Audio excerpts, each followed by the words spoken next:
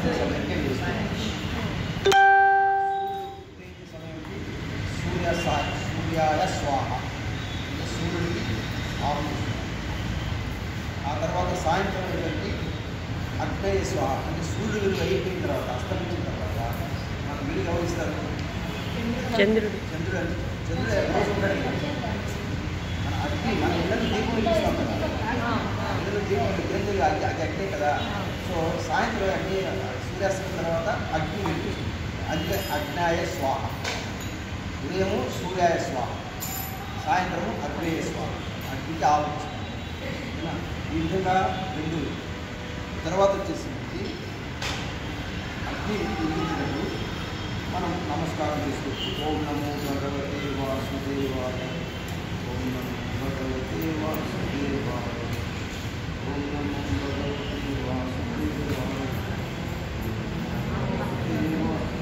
కొద్దిగా బాగా అందుకున్న తర్వాత మండుతున్నటువంటి పీడకల మీద ఆవులు ఏదంటే ఆవుకి ఆడుతున్నది. ఇది వ్యాపృతి హోమం అంటారు. ఇది సూర్యాస్తమ సమయం కాదు, సూర్య సమయం కాదు. సూర్యాస్త సమయంలో 6:20 టైం కరెక్ట్గా ఆ టైం ఇప్పుడు 5:20 కాబట్టి 5:40 కాబట్టి వ్యాపృతి హోమం. ఈ వ్యాపృతి హోమంలో బియ్యం వాడరు. అంటే బియ్యము నీళ్ళు మనం ఇళ్ళలో పండుగలో ఏం చేస్తాము? పాయసం. ఇంకా డిజిటల్ బిర్యానీ చేస్తామా? డిజిటల్ బిర్యానీలో ఇది మంచి ఏం బియ్యం వాడతాం? మంచి బియ్యం వాడతాం. అలాగే ఈ ఆవులు ప్రత్యక్ష దేవాల ఆవులకు సంపూర్ణ అఖండ బియ్యం వేయాలి. అంటే లోక పూర్తిగా ఉండాలి. అది 2 చిక్కులు వేసుకున్నాం. ఏ చిక్కులు మనం వ్యాపక హోమం చేస్తున్నాం కాబట్టి వేస్తాం. చూపిస్తాం.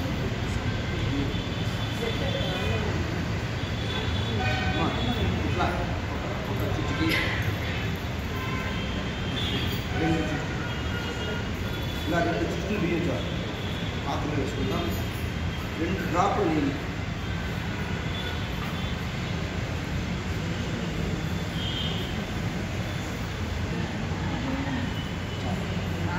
కలుపుకొని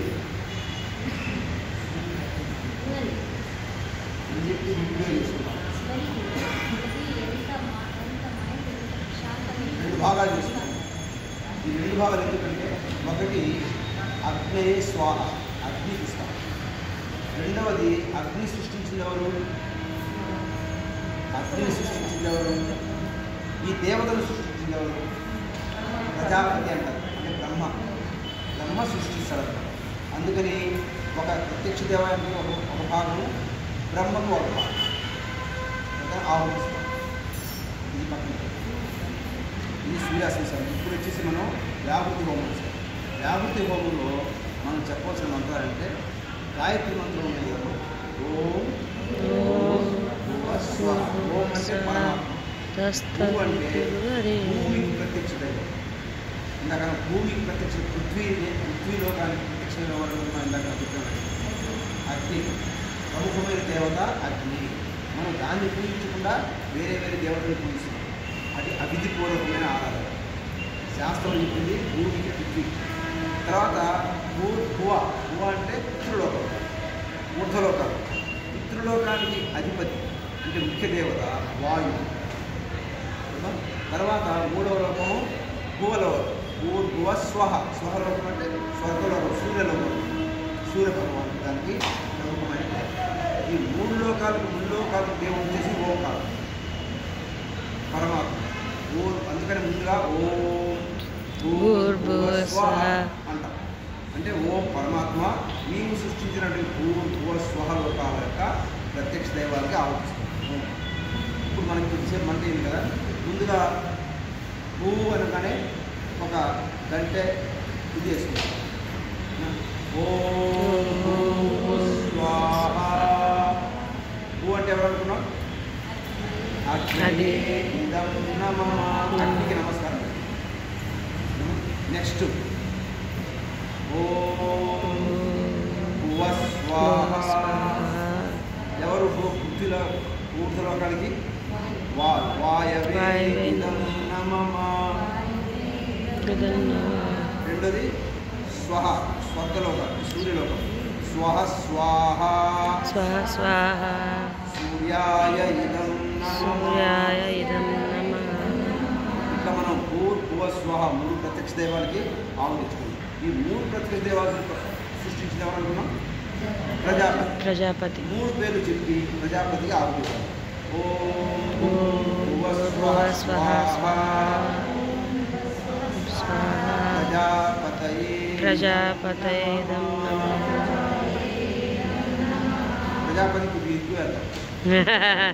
అన్ని దేవతలకి సృష్టించినవాడు కదా, అందుకని కొద్దిగా ఎక్కువ కనిపించాలి. ఇప్పుడు ఈ మంట స్వయాన దైవంతో సమానం. మంత్రాలు చెప్పాం కాబట్టి ఇది పరమాత్మ యొక్క ప్రత్యక్ష స్వరూపం. మనం దర్శించుకున్నటువంటి పరమాత్మ, అవ్యక్తంగా ఉన్న పరమాత్మ ప్రత్యక్ష రూపము సూర్యుడు, వాయువు, అగ్ని. ఇప్పుడు మన ముందు ఎవరున్నారు? పరమాత్మ. పరమాత్మని నమస్కారం పెట్టుకొని ఇప్పుడు మనసులో మీ యొక్క సంకల్పాలు చెప్పుకోవాలి. మనసులో ఉన్న సంకల్పాలు ఏవైనా మీరు దేవి దేవతల దగ్గరికి వెళ్ళి గుళ్ళకి వెళ్ళి కోరుకుంటారే అవన్నీ ఇక్కడ కోరుకుంటుంది. దీంతో పాటుగా మనకి ఆధ్యాత్మికంగా మనకు రావాల్సిన మోక్షం కూడా దీంట్లో వస్తుంది. దేవీ దేవతలు మోక్షం కోసం